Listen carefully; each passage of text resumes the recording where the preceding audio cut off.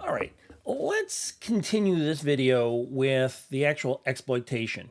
The first video was basically gathering information, the first half of our enumeration process. The second half is actually using that information that we gathered. Now, we have to suspend disbelief for a little bit here. The demonstration I'm going to do over the next couple minutes, it's going to look easy, but you really have to put it in true perspective. I know what the outcomes are. I know what to attack. I've done this demonstration several times. But what's more important is the methodology that we'll use. And you're going to hear me over and over in this course. It's not the specific things that I do, because the specific things that I do are demonstrations. I've done them before. I know what the outcome is. Now, sometimes I'll make a typo or two, but I am expecting certain outcomes, right? So now let's go up to my screen. And the first thing I want to cover real quickly as we go through this, because now we're getting deep into the weeds here.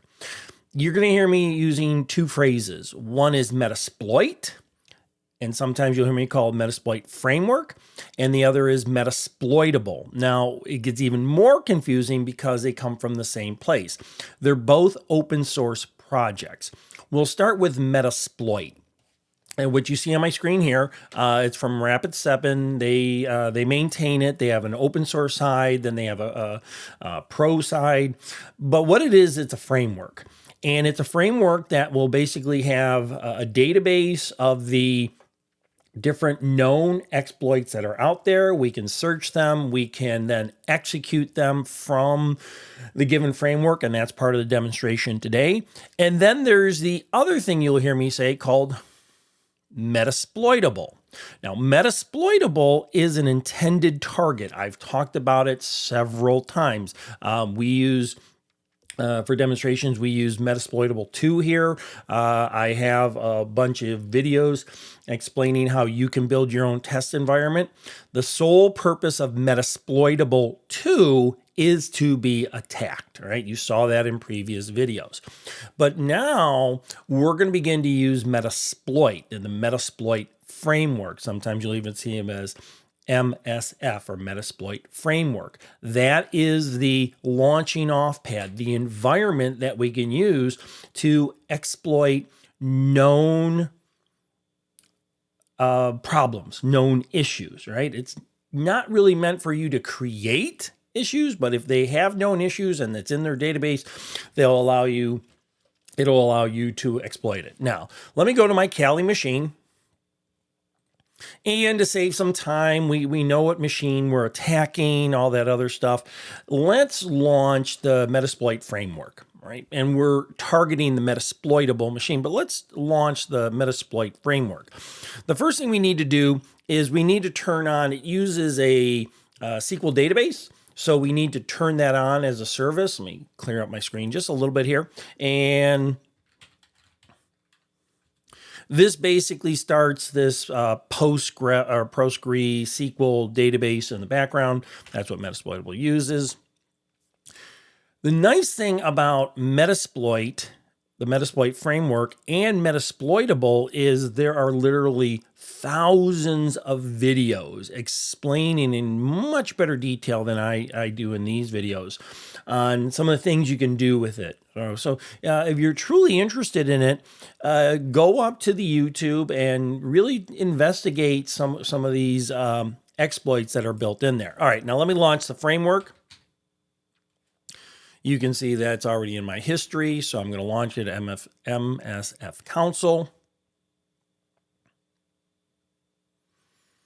Sometimes it takes a little bit longer. I've seen it take anywhere from 30 seconds to 3 minutes. So today it's running a little bit faster. Had a lot of problems the other day. That's why this video is a little bit late. A lot of issues. So hopefully I cleaned up all those issues. Alrighty, let me clear the screen. And the first thing I would do is, again, we have to suspend disbelief here. I want to go back to my report that was created in the first video. Remember, I did the Nmap, I put it to an XML file, and then I converted it over to an HTML file. So the first thing I would want to do is look at that report. Now, because it's an HTML, I could open up with any browser and it tells me, okay, this, 10004 is the machine that I got the report on. And here are all the applications on those open ports. Now, here's where we'd have to suspend disbelief a little bit here.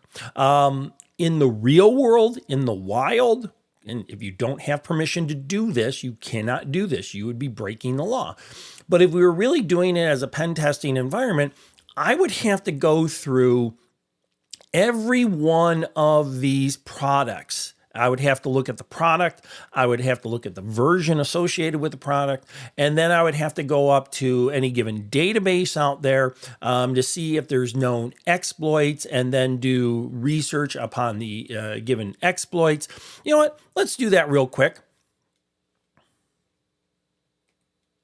I'm interested in the very first one, which is VSFTP. You know what? 2.3.4 is the version. This is exactly what I would do. I would go and search the fine web, hit enter, and lo and behold, there are a bunch of websites out there kind of explaining all the different issues with that particular FTP server. I'm going to go to this one, the CVE detail. This kind of explains, excuse me, explains the history of it, what has happened. I'll tell you a quick history about this particular exploit. Again, I've done this before. You're suspending disbelief here for a second. Basically, from my understanding, the story goes that this was an open source project. This VSFTP was an open source project. Somebody had to actually attack the open source, and they put and installed the back door into the open source. So as people were downloading it from wherever they got it, GitHub or whatever, they were actually downloading a backdoor, a very simple backdoor. So that was discovered, if we were to read all this, that was discovered in 2011. Let's click on this a little bit, see if there's any additional details on it. But I would have to go through all of this. If I was doing the pen testing, I would have to go through all of this before I would even start, the vulnerability. The actual exploit that I'm going to do is probably 6 or 7 commands, but you would have to imagine I would be spending hours working on those commands and the determination and things like that. So let me go back to the Kali machine. So that would be interesting. I would do the same for this open shell that's running 4.7p1 on Debian 8 Ubuntu 1. I would have to look up that. I would do research on that. How about this SMTP? I would do research on that. These Telnet programs, I would do research on that. And my goal would be to find out as much information as possible about it, because you'll see in a second, the exploit that we're going to demonstrate today, probably the easiest one there, it's a well-known exploit. If you saw this in the wild, if you're a pen tester and you're working for a corporation, you saw this for a while, you say, oh, wait a second, let me do a quick demonstration and I'll show you really how dangerous this is. So let's imagine we've done our homework and we've launched the Metasploit framework. And now I want to actually now begin to use, does the framework have any known exploits in it concerning that VSFTP? I'm going to move this over just a little bit now. So I'm in the framework. I'm not at a command prompt. I'm going to do a search VSFTP.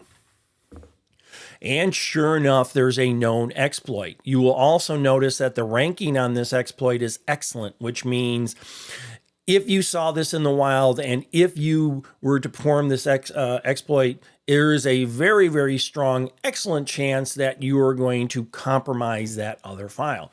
But let's look at some of the other potential exploits from that report. Let me do a search on Apache. Now, You might be, wow, there's a lot of problems with Apache. No, not necessarily. Apache is the #1 web server out there. It's an open source project. It's been going on for many, many years. Yeah, occasionally they do find issues. That's why we have to always maintain patches on our servers and fixes on our servers. So if I was to find a server out there with some of these exploits that were still running, that's a bad thing. But just because Apache has all these known vulnerabilities, these are known. These were discovered, and hopefully they were fixed. They were definitely fixed by the people at Apache, but hopefully they were fixed out in the wild. So don't panic if you ever have to use this tool and you see all these. What you want to start doing is looking for version numbers, years, dates, and things like that. All right, so let's go back to... Scroll all the way down. Let me clear the screen. And let me go back to the search about the VS FTP. This is telling me excellent chance of having an exploitation here. So guess what? If I have an excellent chance, why not use this? I know that server out there is running VSFTP 2.3.4. We saw the version number. It looks like there's an excellent exploit associated with this. Why not use it? So I'm going to say use exploit Unix and see if I can fill in the rest. Nope, not yet. FTP. Nope, not yet. VSFTP. Anything yet? Nope. There we go. So yeah, it gave me enough. It says, now in this framework, in the Metasploit framework, use this exploit. So let's run it. And it says, okay, there's no payload that's associated with this, so it's just going to use a default one. We are now currently in the exploit, and I can tell by this red lettering here, basically saying you are one more layer into this framework. Let's find out some information about this exploit by just typing info here. And there's a lot of information associated with it. It tells you when it came out, the rank of, again, it was excellent. We saw that. Who provided this particular information. And what's important to us is options. We have to assign these given options. Now, most of the time, FTP is running on port 21, so they put, for the R port, variable, they put 21 in there. I can change it. Let's say in the wild or on another server, I saw this service, this program, but it's running on port 55,000, right? Then I would have to change that the known port of 21, the normal port of 21 to 55,000. It does need a host. Who am I actually attacking? So I'm going to have to set the host here. All right. So let me clear the screen again. Just make it easier to read. And I'm going to say set our host to 10.0.0.4. That was the, that was the target that we discovered. So now we're pretty much ready to go. We know it's running on port 21. We saw that in our report. We know it's at the IP address of 10.0.0. Let's exploit this device. Now, don't expect fireworks and big banners and stuff like that. It's very, very subtle.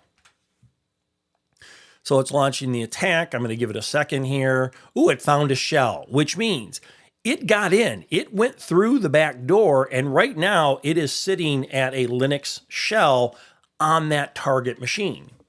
I'm on that target machine. And let me clear. And who am I on this target machine? I'm the root. And if you know anything about Linux or Unix, root is the supreme being on that machine. Root can do whatever they want on that given machine. You know what? For demonstration purposes, let's look at the password file. Let's look at the shadow file. So I'll say cat, the shadow file. Now, again, we have to suspend disbelief here. This was extremely easy because the target was meant to be easy. And what we're looking at here is this is a shadow file in Linux. Most of the time it's very difficult to get to, but you know what? Since I'm root on that given machine, I can get to it. I can make changes to it. Here is the administrator, and there's a whole bunch of things associated with it. But if we look at this right, where is it? This right here, that is not the password. right? We should have learned that in Security Plus. That is not the password. That is the hash code associated with the password. So something I can do, and I will do this in other videos when we get there, when we get to the appropriate time, is if I can get this file, maybe I can run it against a password cracker. And maybe that password cracker can brute force generate a whole bunch of different hash values. And if those hash values ever match this machine, I've just discovered a password. So let me wrap some things up. I asked you to suspend disbelief here. It was a very quick demo, but the methodology involved was the most important part. In the first video, we collected data and we created a report based upon that collected data. All right. That all came from previous videos where we were doing port scanning and all that other stuff. So that could have taken hours, days, because we don't want to be detected or anything like that. But, you know, since I'm working in a test environment, please work in a test environment. Because I'm working in a test environment, I was able to do that fairly fast. If I'm doing it in the wild, a scan, even a scan for life, could be taking days because I don't want to get detected. We saw that in stealth modes and things like that. Once we find a target or targets, we then begin to approach it very slowly, right? So we don't want to be known.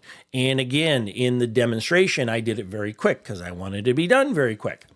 But in the real world, in the wild, we would be very slowly. And then we would look for targets that maybe are better targets of opportunity. Right?